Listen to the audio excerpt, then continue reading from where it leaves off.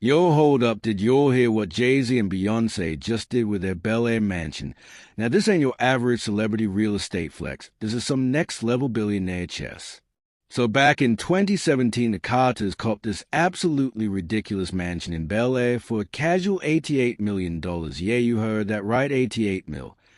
And now check this out. They just took out a second mortgage on it for $57.75 million. Like, who takes out a second mortgage when you're worth a combined over $1 billion, right?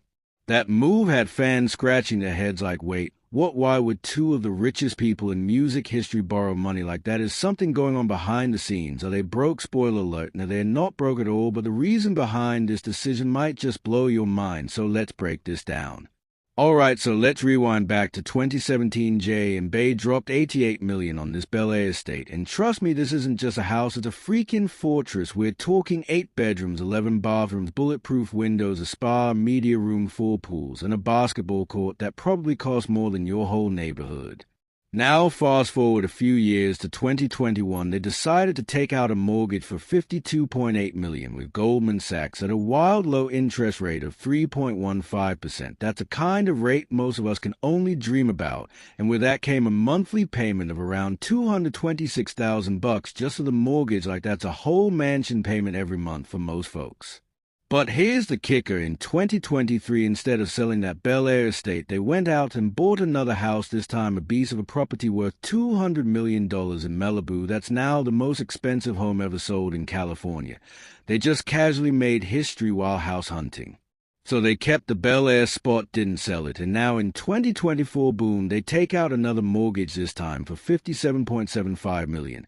And now they're on the hook for a 30-year loan with a 5% interest rate. At that rate, their monthly payment jumps to about $310,000. That's right, $310,000 a month just for that new mortgage on the same house they already owned. So now let's do the math. They bought the house for $88 million. They borrowed a total of $110 million on it. That's over the original value. And they still dropped $200 million on their new place. Crazy, right? But it's not as reckless as it sounds.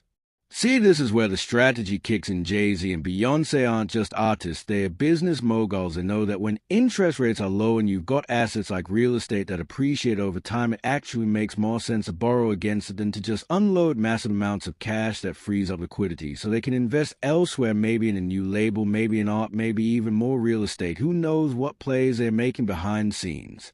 Plus, let's be real, if you can get money at 3% or even 5% and your investments are making 8 or 10%, you're winning. That's classic leverage. And that's how the wealthy stay wealthy. They don't sit on cash, they make their money work.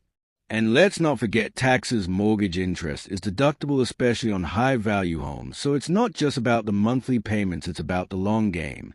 So no, Jay-Z and Beyoncé aren't going broke. In fact, they are probably playing the money game better than just about anyone else in the industry. It might look wild on the surface, but it's all part of the blueprint. See what I did there? Anyway, what do you all think? Smart move or risky play? Drop a comment below. And don't forget to like and subscribe if you want more real talk about money moves in the celeb world. Catch you all in the next one.